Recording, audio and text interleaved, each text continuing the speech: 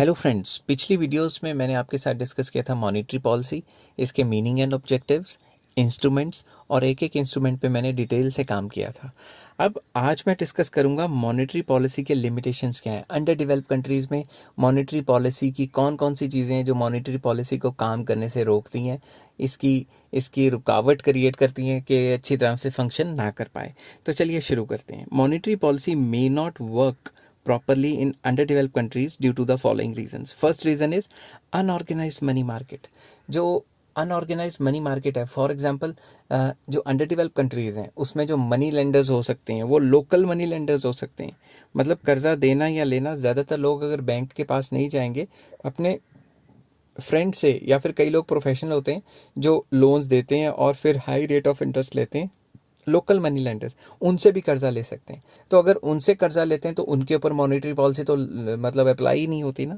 तो local money lenders which are not under the obligation of the under the obligation to implement monetary policy, उनके ऊपर तो monetary policy लगती नहीं है।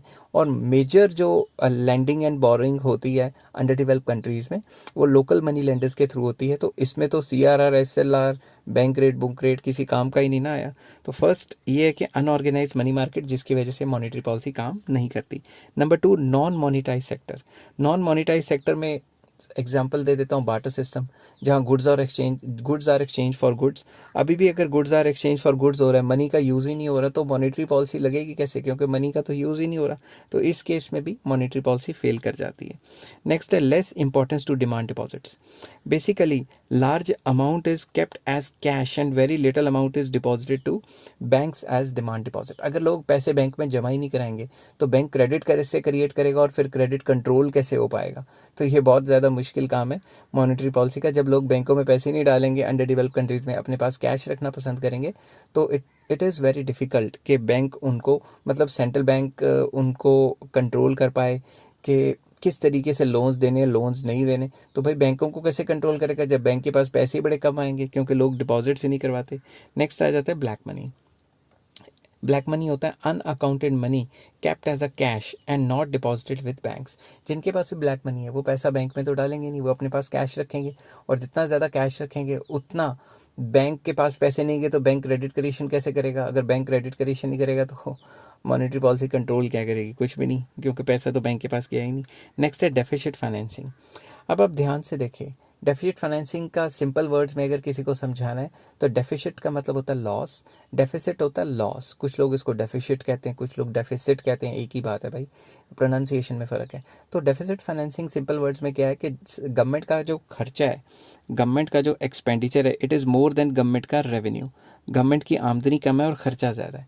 और अगर खर्चा ज़्यादा करेगी तो गवर्नमेंट ज़्यादा खर्चा कहाँ से निकालेगी, या तो लोन ले लेगी जिसको पब्लिक डेट कहते हैं, या फिर नई करेंसी प्रिंट कर देगी।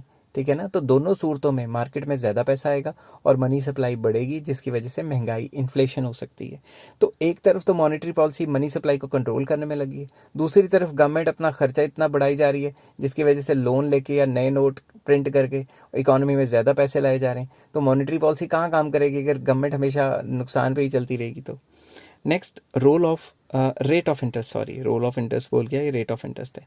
If rate of interest is kept low, अगर रेट ऑफ इंटरेस्ट लो रखा जाता है तो to encourage domestic investment foreign capital may not be attracted. अगर रेट ऑफ इंटरेस्ट को कम रखा जाता है ताकि लोकल बंदे ज़्यादा से ज़्यादा लोन ले और इन्वेस्टमेंट करें, तो लो रेट ऑफ इंटरेस्ट रखेंगे तो बाहर से जो फॉरेन कैपिटल आती है, जो भी पैसा लोग यहाँ फॉरेनर NRI डिपॉजिट्स करवाते हैं, FD वगैरह, वो ही नहीं आएंगे कि इस कंट्री में तो लो रेट ऑफ इंटरेस्ट है तो बाहर से पैसा आना कम हो जाएगा। दूसरी तरफ से अगर रेट ऑफ इंटरेस्ट हाई रखते हैं कि फॉरेन कैपिटल अट्रैक्ट हो, तो लोकल बंदे इन्वेस्टमेंट करना बंद कर देंगे कि इतना ज़्यादा रेट ऑफ इंटरेस्ट है, लोन लेने का क्या फ़ायदा हुआ। तो इस तरीके से दोनों तरफ से कन्फ्यूजन ही कन्फ्यूजन हो जाती है। तो इस चक्कर में मॉनेटरी पॉलिसी काम नहीं कर पाएगी। 7वां पॉइंट आ जाता है illiteracy and less development of banking.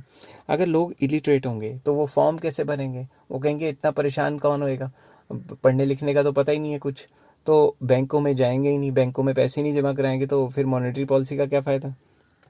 Next आ जाता है नॉन बैंकिंग फाइनेंशियल इंस्टीट्यूशन, जिसको NBFCs भी कहते हैं, नॉन बैंकिंग फाइनेंशियल कॉरपोरेशंस भी कहते हैं, और कई बुक्स में इसको NBFIs भी कहा गया है। ठीक है।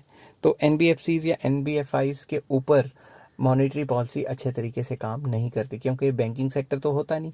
तो नॉन बैंकिंग फाइनेंशियल इंस्टीट्यूशन वो इंस्टीट्यूशन है जो या तो एक्सेप्टिंग डिपॉजिट्स करें या एडवांसिंग लोन्स करें, दोनों में से एक काम करें। अगर दोनों के दोनों काम करते हैं वो तो बैंकिंग हो गया। तो एनबीएफआईज की वर्किंग इस हिसाब से होती है कि उनके ऊपर ज़्यादा से ज़्यादा मॉनेटरी पॉलिसी काम नहीं कर पाती। आई होप ये सारी चीज़ें आपको समझ आ गई हैं।